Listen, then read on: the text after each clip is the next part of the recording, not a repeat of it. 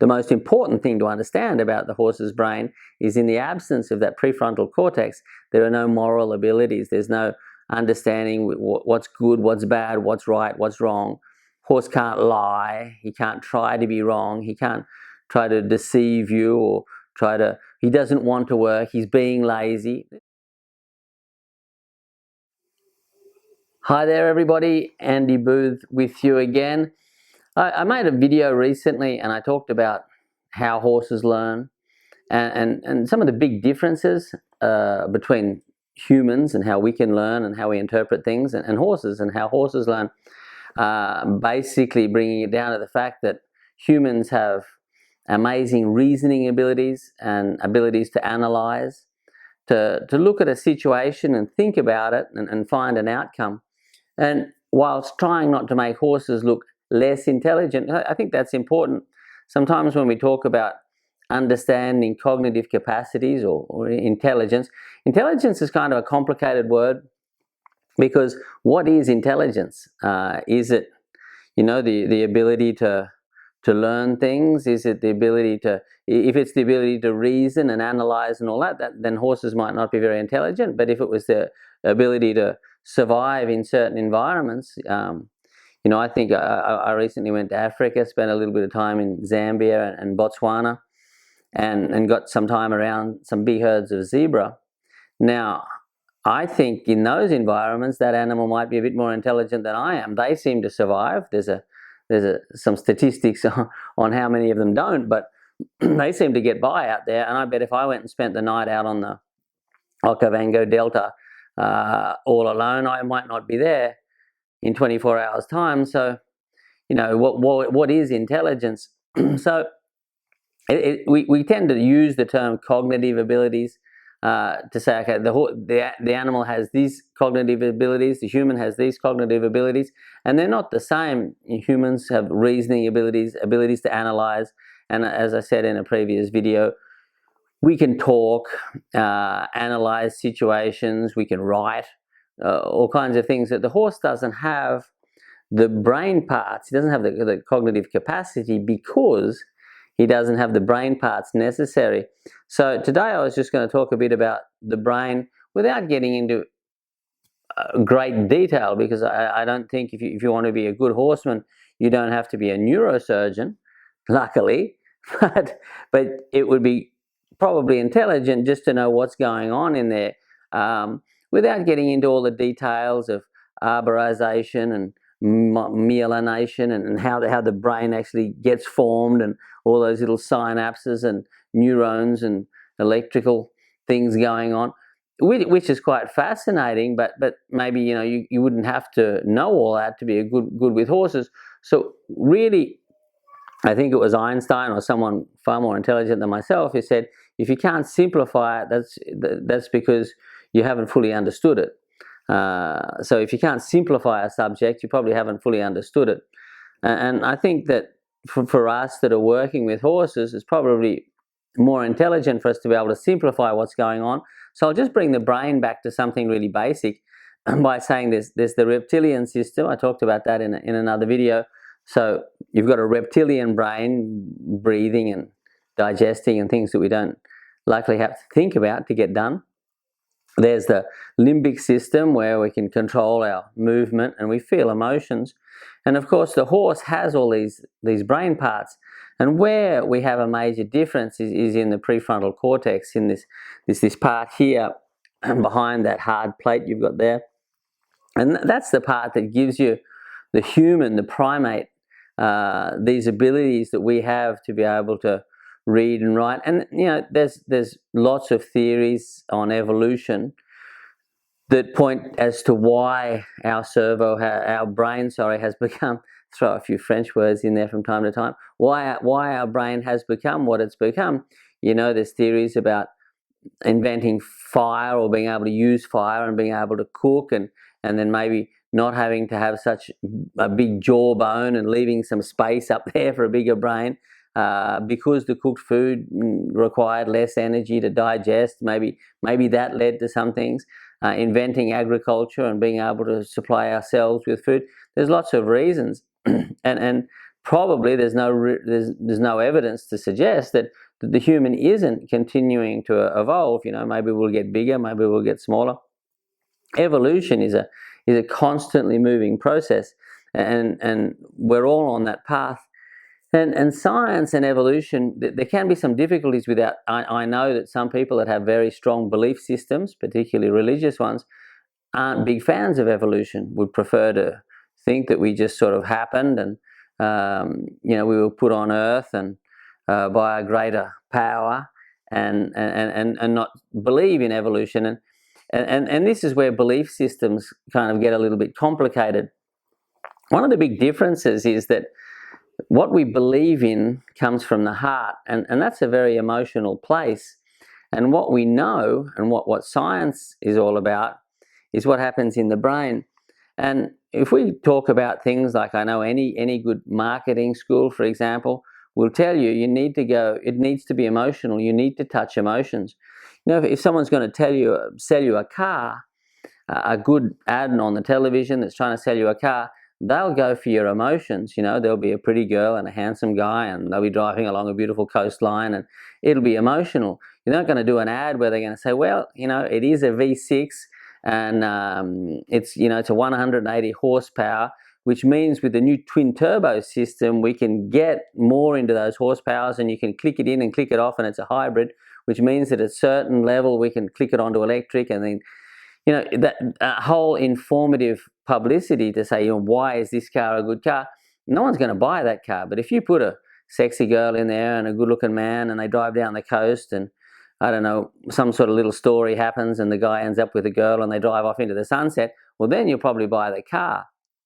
If I tell you how good this coffee is, you might not buy that coffee. But if I've got George Clooney there, and it's an espresso and what else, and there we go, that's got to be a good coffee, that one. So that's what these whole belief systems are all about, and then they go for the heart. Now, people will do a lot of things and go a long way for what they believe in.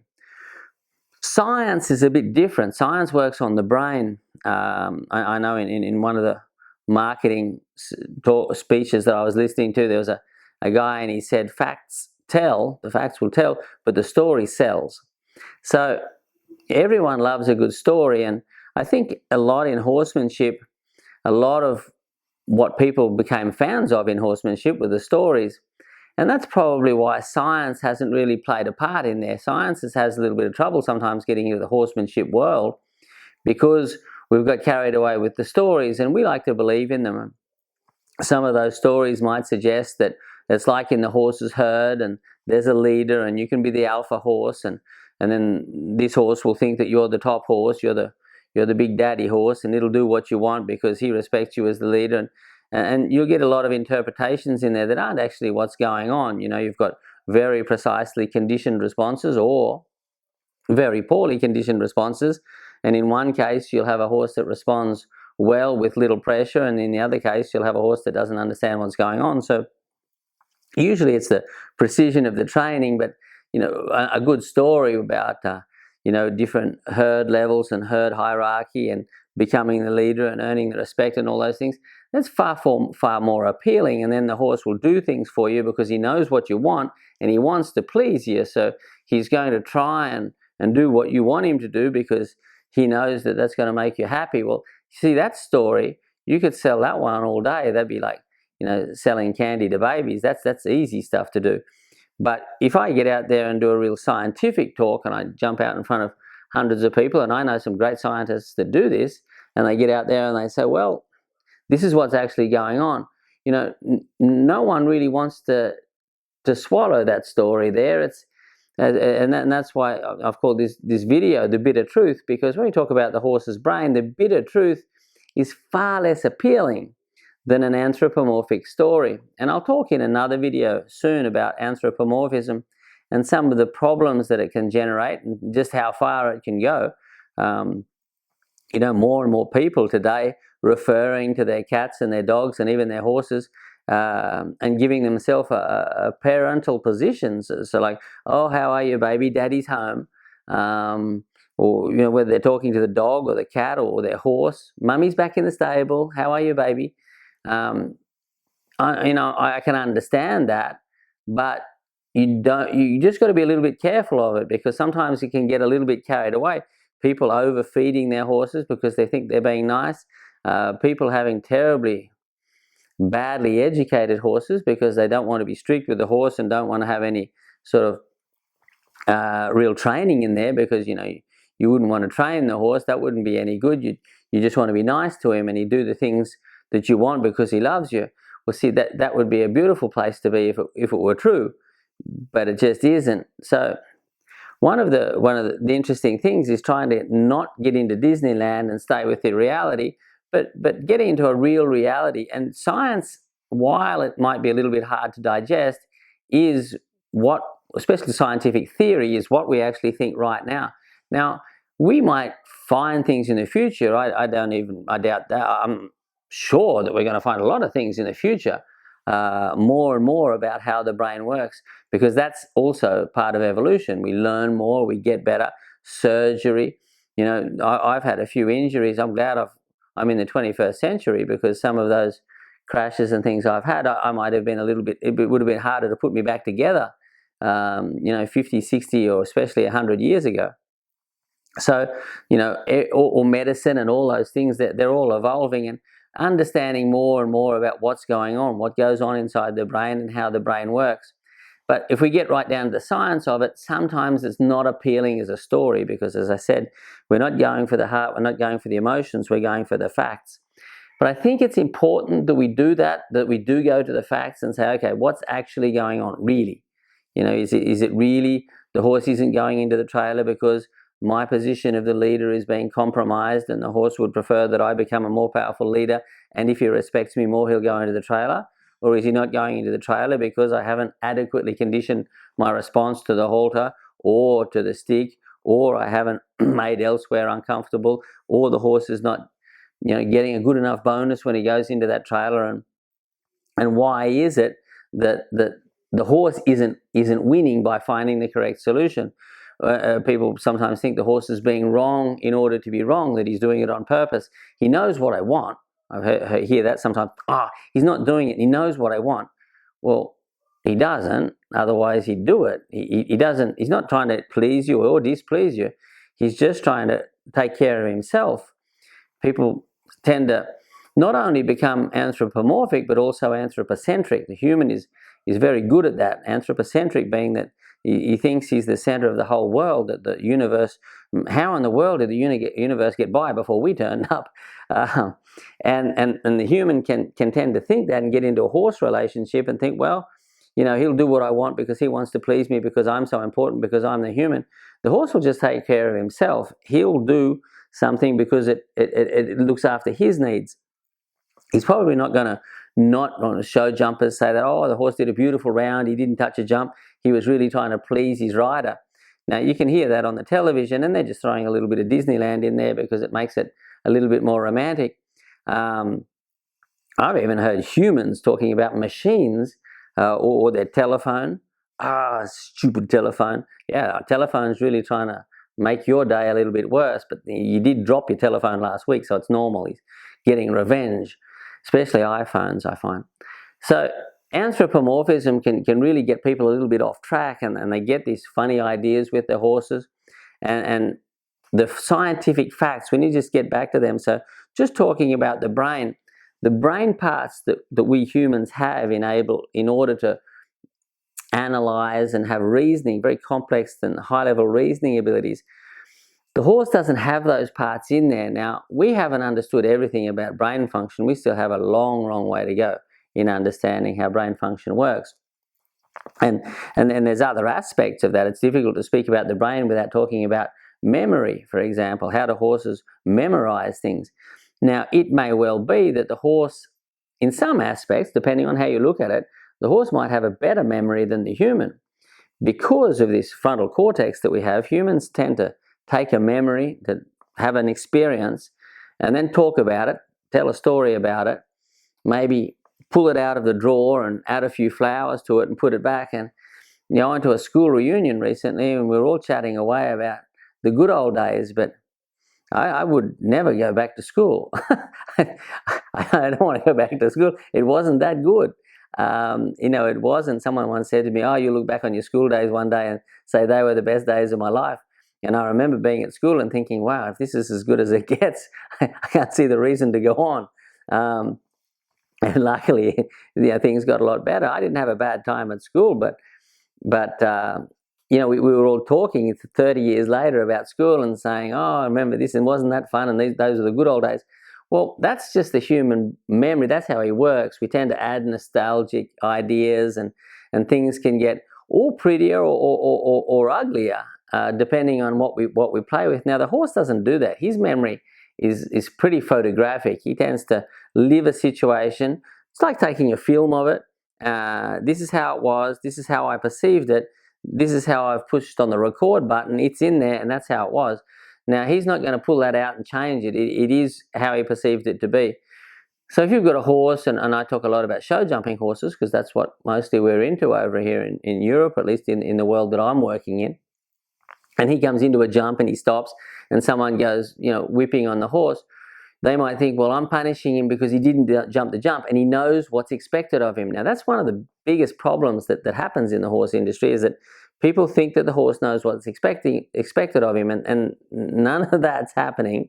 The horse comes in, he's scared of a big jump, it looks a bit big, he's come in wrong, he's too close, he's too whatever. He stops, you hit on the horse. Now, all the horse is working out at that time is, in front of this jump, I get whacked on.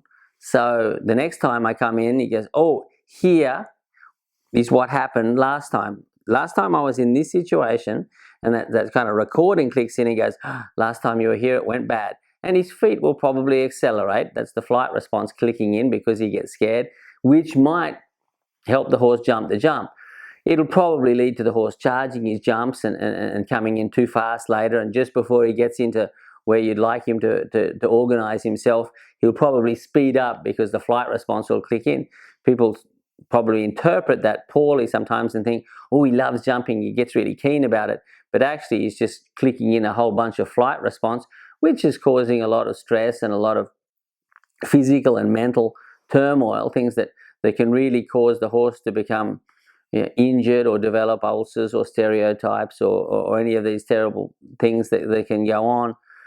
And he'll charge the jump, and then someone will put on a bigger bit, and then they'll pull on his face a little bit, so that when he comes into the jump, they pull on his face, and now the horse is figuring out, okay, every time I come into a jump, I end up with my smiley face on, and if I stop, I get hit, but if I speed up, I get my lips pulled off. So now the jumps are getting really ugly, and that's a huge part of my work. It happens a lot on the water jumps.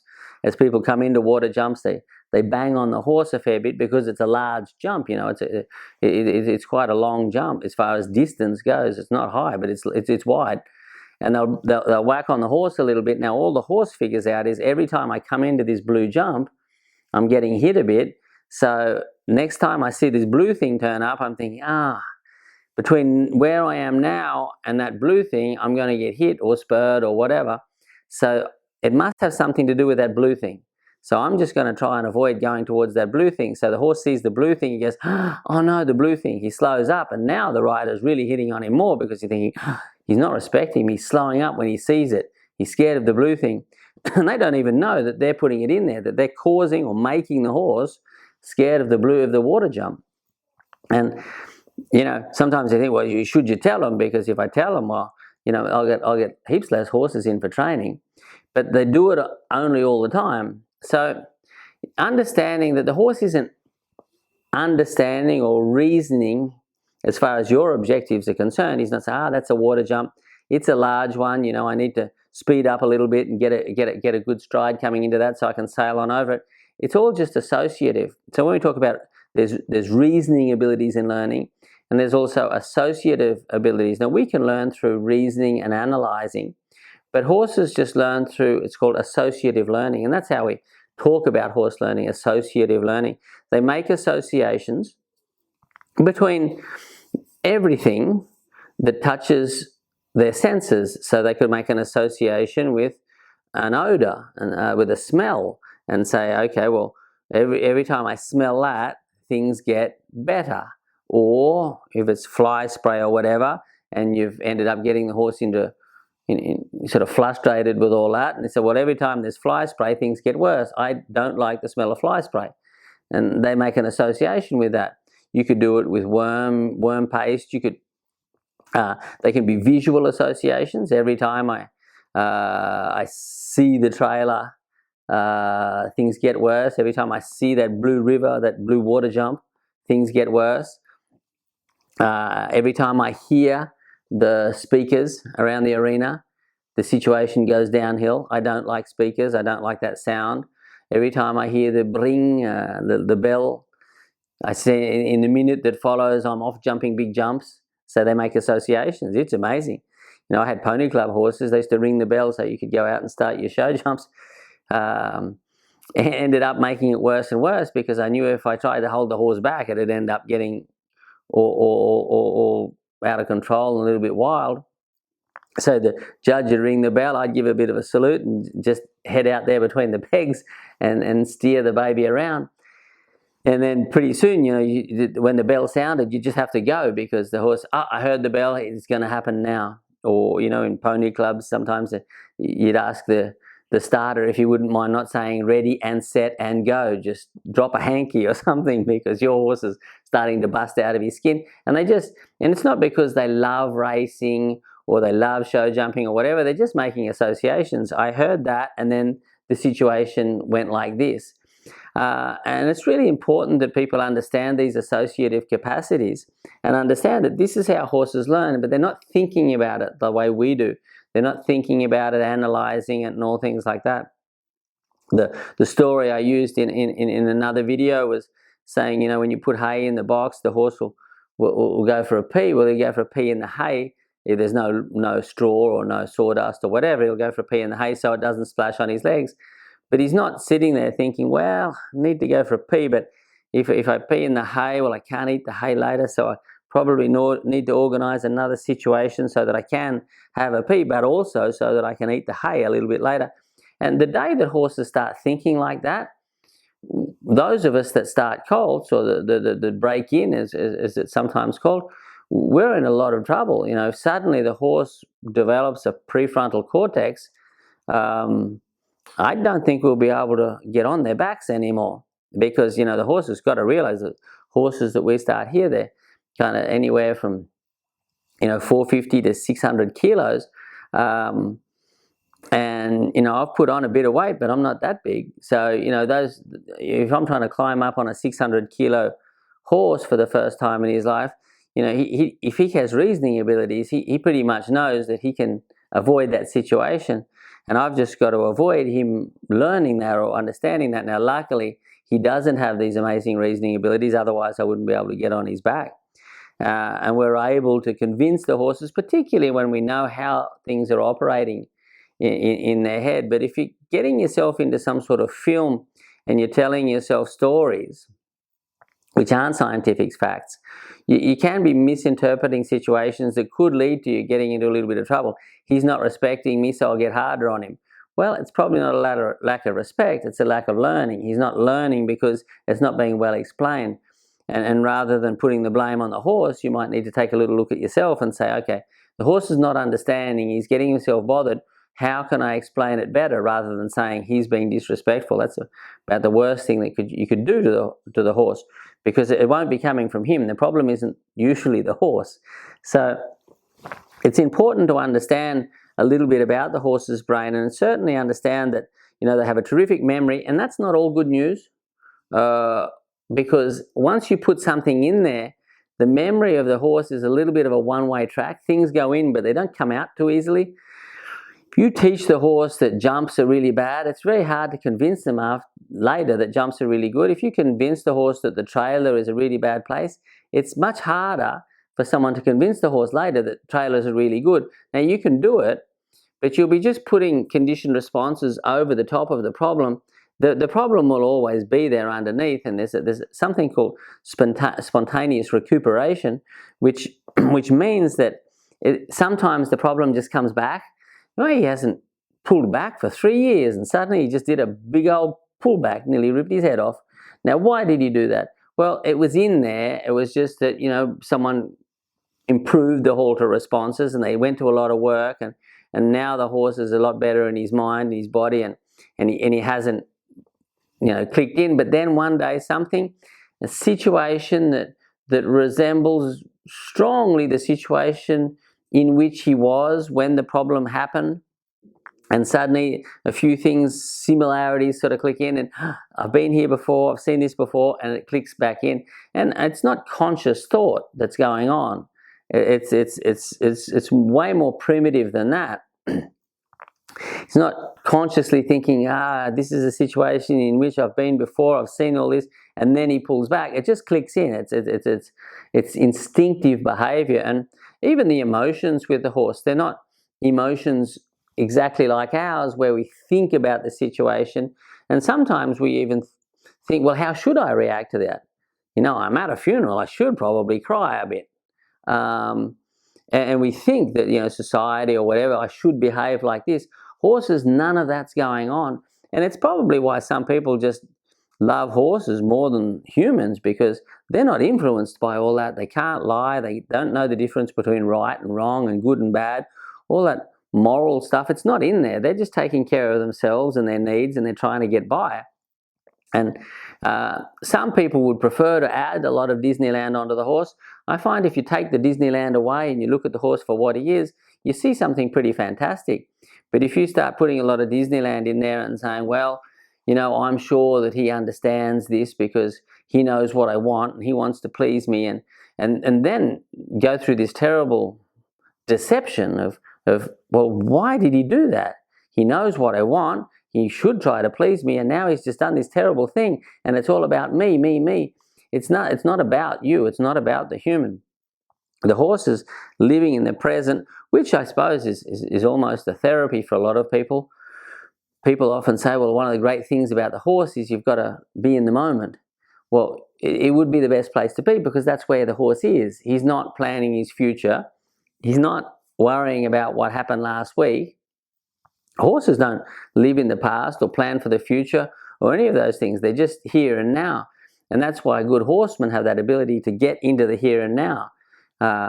If you're having a bit of a tiff with your wife, or things are going wrong with the kids, or you've got a problem with the bank or whatever, things will fall apart with the horse, but that's nothing to do with the horse. They're just taking baggage in there. The horse doesn't have all that stuff. He's not in that place. Now, I'm not saying if his living conditions aren't adequate that he won't have emotional problems, that's for sure. If you've got horses that are living all alone, they've got stomach ulcers, they're stressed and all that, yeah, everything's going to go wrong in the training as well. But the horse isn't thinking about the past or the present or the future. He's just living in the moment and trying to get by that as best he can. So getting rid of that anthropomorphism, I'll talk more about that in another video, but for now, it's just understanding what's going on inside the horse's brain. Now, he's reacting to situations and he's trying to find the best way of improving his situation. A great Australian trainer, going back quite some years now, Tom Roberts, used to say, well, for the horse, it's relatively simple. It profits me or it profits me not. So if it profits the horse to do this, if the horse improves his situation by doing this response, he'll do it. If this response reduces or removes from his comfort, or doesn't profit the horse, if it makes the situation worse, he probably won't do it. So, and that joins, I guess, what we've often heard with a great horseman, which is make the right thing easy and make the wrong thing difficult. As far as the horse is concerned, it's just, I profit when I do this. This improves my situation. When I go into the trailer, the work stops. The situation gets way more comfortable, and there's positive reinforcement in there. There's something good to eat. Little scratch. The situation improves. I like going into horse trailers. Whereas if you're there and you're whacking on the horse and people over here try to use brooms and shove brooms up their backside, all sorts of techniques that are just horrible. The horse is not going to look at the trailer and think, oh, wow, my situation really improves when I go near the trailer. Someone tries to stuff a broom up my backside, well, that really improves my situation. So So you've got to understand those associative learning things and say, okay, how can I cause the horse to make attractive associations with everything, with what he smells, with what he sees, with what he hears? How can I cause the clippers to become attractive to my horse? How can I cause the trailer to become attractive to my horse? How can I cause the competition arena to be attractive to my horse? How can I cause a show jump to be attractive to my horse, or the big river? How can I cause myself to be attractive to my horse? You know, if every time I go out there I catch my horse and I go and train him for a few hours, is my horse looking at the human in a few days' time? He's out there in his pasture, he's eating, he looks up, he sees the human walking towards him. Oh, I'm glad you turned up. Now my situation's going to go downhill. I'm going to get trained on for a few hours. So how can I cause myself to be attractive to the horse? You know, it could be food. It's not cheating. It could be scratching on the horse. It could be taking him out of the paddock and improving his environment. You know, taking him to somewhere where it's greener, or taking him out into somewhere where there's a bit more environmental stimulation rather than just staying in the same place. It could be going out and being with other horses. It could be lots of things, but how can I cause myself to be attractive to the horse? A lot of people, they can't catch their horse. They want a technique. I say, well, what's your technique when you can't catch your horse? You know, try to cause yourself to not look so horrible to the horse would be the best technique. You know, how can I cause the horse, change the situation so when the horse sees the human, he doesn't say, well, now it's going to go downhill. How can I cause the horse to look at the human and say, this could be interesting, you know, might be a feed in this. At the moment here, it's pretty hot. So I go out there, those horses, they turn up pretty quick because I'll take them up into the stable block. There's big fans in there. There's no insects. It's cool. And they'll go in there and spend their afternoon. They'll go back out into the paddock tonight when it cools down a bit. But they'll be standing, they'll come trotting up to the gate if I turn up, because that means no more flies, no more insects, up into the stables and get some air on them. Some people say, oh, stables are terrible. Well, it depends. When it's 42 outside and there's insects picking on you, you know, those stables with the big fans, they can look pretty good. So, you know, how can I improve the situation for the horse so that I look attractive to the horse rather than sort of reduce or make the situation worse for the horse? And maybe that's not important to you as far as the association with the human, but it applies to everything you do. How can I cause different environments to be attractive to the horse? How can I cause the trailer, the clippers, the horse spray, the farrier? How can I organize the situation so that these things are attractive to the horse? Because his learning is just associative. There's no reasoning in there. There's no. And I suppose the most important thing to understand about the horse's brain is, in the absence of that prefrontal cortex, there are no moral abilities. There's no understanding what's good, what's bad, what's right, what's wrong. Horse can't lie. He can't try to be wrong. He can't try to deceive you or he doesn't want to work. He's being lazy. There's a lot of human interpretations, and they're all examples of anthropomorphism. And whilst it might be very appealing, I saw a cartoon or something on Facebook recently, and it was marked "Lies That Flatter Us" and the Bitter Truth. And there was a huge queue of people standing up behind the line marked "Lies That Flatter," because everyone likes a good story, but the bitter truth can be a little bit hard to accept.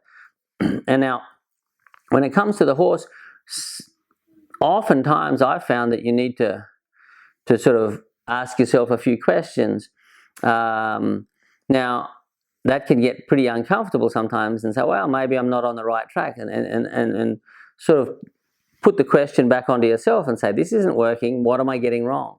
Rather than saying, this isn't working, my horse is being wrong, what am I getting wrong? And sort of, over here in France, we say, remettre en question. So put yourself into the question and say, okay, I must be getting something wrong here. How can I look back at myself, and rather than blame the horse, say, okay, what am I getting wrong? Don't blame the horse.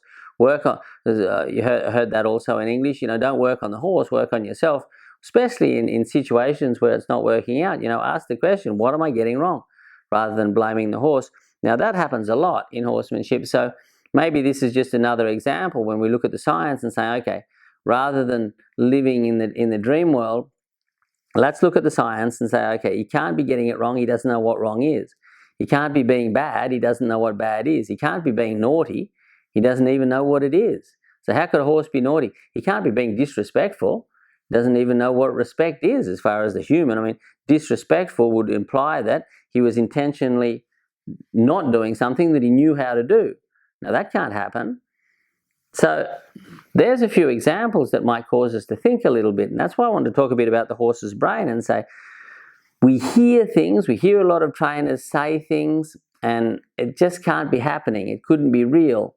Now, reality can have an element of bitter truth to it, but when we look at the horse's brain and really study what's going on, we need to get with that reality, because if we aren't interpreting things correctly, that can lead to some pretty nasty situations, and probably the worst one is punishment. And if the horse hasn't got high-level reasoning abilities, and you're punishing the horse for something that he should have known how to do, I don't know what it might be. The horse is just trying to improve his situation. You know, you're pulling up on his girth and he bites. He's just trying to find a solution so that that thing doesn't turn him into a peanut, so it doesn't squeeze him in two. He's not trying to bite you to hurt. He's just trying to stop something that's uncomfortable. But it's not personal. One of the most important qualities, probably the biggest quality for a horseman, is empathy, is trying to put yourself in the other person's place, in this situation a horse, but in the reality of what the horse really is, not what you want him to be, what he really is. And the other quality would be able to question yourself and not blame the horse. And probably another quality would be not taking things personally and saying, okay, he's getting in some sort of trouble and things aren't working out for him, how can I help, rather than blaming the horse. But he's not biting you because he's trying to upset you or whatever. He's just trying to improve his situation. So what can I do to try and cause the right thing to work better for the horse and the wrong thing? When I talk about the right thing and the wrong thing, you need to fully understand that I'm very clear about the fact that only I know what right and wrong is. The horse doesn't. He doesn't know right from wrong. He doesn't know good from bad. And I said, I've done a few videos now, so I said in one of the earlier videos that I'm going to open this can of worms and some people aren't going to like it. Now, that's just fine. But it is the truth. Horses don't know right from wrong. They don't know good from bad. They don't know, they couldn't do a naughty thing. They wouldn't know how to do it. They're just trying to improve their situation. Now I know you little grey horse on Facebook and he's chucking the kid on the ground and everyone's saying what a naughty little horse he is. He's just improving his situation. He's just come up with a solution, unfortunately. He should never have found that solution. But he's found a way of taking a load off his back and putting it on the ground, and his situation gets better. Now, you could punish the horse for throwing the kid, but you would have to be doing it while a kid was being thrown. Now, that would probably be pretty tricky stuff to do. But if you're punishing the horse afterwards, the horse is not learning anything. He's just learning that humans are really, really bad eggs. And it'll only get worse, because, I mean, if I fall off a horse and I grab my horse and I punish him a bit, is he going to say, oh, look, I'm sorry, I shouldn't have thrown you on the ground. Jump back up. Next time I'll be nice to you, especially because you bashed on my head a bit. See, that's not going to happen. It's like the story I talked about the other day. Call your dog 5 times, he doesn't turn up, then you catch him and bash him a bit because he didn't turn up. Next time you call his name, he's going to get out of town. So we need to get as clear as we can, because as I've repeatedly said, we're in the 21st century now. Maybe in the past, when we were getting things wrong, you could say, oh, well, I didn't know any better at the time. But now, if you're not getting up to date with what's actually going on, you're just being irresponsible. And people will get hurt, and horses will end up getting turned into dog food because people are being irresponsible. The information's out there. Science exists. It's explaining what's going on. We know how to reduce wastage statistics in horses. And humans need to probably take a little closer look at themselves. Some of the wastage statistics that came out here in France in the late 90s were pretty interesting. And we looked at horses that were already at the abattoir and started asking questions as to, okay, the horses between the age of 2 and 7, a few thousand horses, around 3,000 horses, and 66% of those horses were at the abattoirs because they're having behavioural problems now, poorly adapted behaviour or conflict behaviour. Now, that number of horses couldn't be having behavioural problems. It would be weird, wouldn't it, to have all those horses with behavioral problems. So what would you do about that? Would you have to select better horses? We have to genetically select the horses. So look for better sires that don't have, look for better stallions that don't have behavioral problems, and try and put them with your good mares. And people get carried away with that. But the problem probably isn't that people are, rather than trying to look at it that way and say, well, let's adapt the horses to the human, maybe the human needs to adapt more to the horse.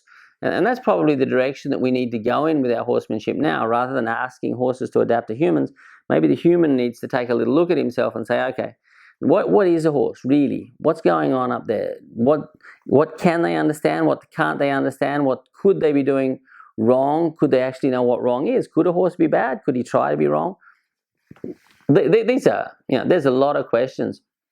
And the human needs to ask these questions and say, okay, how can I be in the reality of the situation and avoiding Disneyland and all that? And that's why I want to talk a little bit about the brain today, and just say, the parts of the brain horses have developed, like all other animals, just developed a need to survive. Now, animals and mammals, we're all pretty much working off similar motivational things. We all like to acquire or obtain what's attractive to us, and we all like to avoid what's uncomfortable to us. So we're either being drawn towards obtaining the desirable things or avoiding the undesirable things. And horses and humans, we're all the same. And the horse is just trying to obtain desirable things and certainly avoid undesirable things. So, I won't make it as brutal as pain and pleasure. Those things are a little bit more complex, but just, is that profiting me? Is that a desire? If I do that, then my situation improves. If I do that, my situation doesn't improve. Now, none of that implies punishment, and that's where the biggest problem happens, as far as the way I see it, is that people, when they're misinterpreting bad behavior, they think that punishing will work. Now, in the absence of high-level reasoning capacities, punishing won't work, because that implies that the horse knows, one, why he's punished, and two, what he should have done instead of doing what he did. Now, none of that's going to happen. So punishment should be something that we're not seeing in the horse industry, but we're still seeing it. So why isn't the information getting out there? Have the scientific community made it too scientific and it's not achievable to us? Why have, or is it that science is the bitter truth and people don't want to hear it? So, or have the scientists not come towards the horsemanship, and the two aren't coming together? And this is the main reason that I've created Horseman Science, is that I think good horsemanship is great. I think that science is very important, and I think the two should get together, and we should have good horsemanship and a scientific understanding of what's going on. I've seen some great horsemen, but sometimes they've got a little bit of an anthropomorphic understanding of what's going on, and they're not fully interpreting things the way they are, thinking that the horse might be disrespectful, or they're not respecting their position as a leader, or whatever that might be. And that can lead towards people taking things personally, and that can lead towards punishment, and that can lead towards everything coming undone for the horse, making some pretty nasty associations with situations where, unfortunately, it should have turned out way better for the horse. So there's plenty to think about in this video. Not everyone's going to enjoy that, because the bitter truth can be quite bitter. But I'd invite you to have a little think about it, and always, be questioning yourself. I think every time we learn something, question yourself and say, is my reality, is it real? Or could I be getting taken down another path? Always asking those questions. I think it's always good to be asking yourself the good questions, and that'll improve the human as a human. And certainly the better we get as people, and the clearer we understand things, the better we do everything to do with our horses. So what's going on inside the horse's body? I think a lot of people have got things figured out on that, and there's still a long way to go. But also figuring out what's going on inside the horse's mind, what's going on inside the horse's brain, and to get back to the beginning of all this story is, how does the horse's brain work? How is it built? What are the cognitive capacities of the horse, and what are his incapacities? What is he not able to understand, so that we don't blame the horse for something that he couldn't possibly be guilty of doing? So plenty to think about. Scratch your head, have a good think, and we'll see you all again for a future video. Bye for now.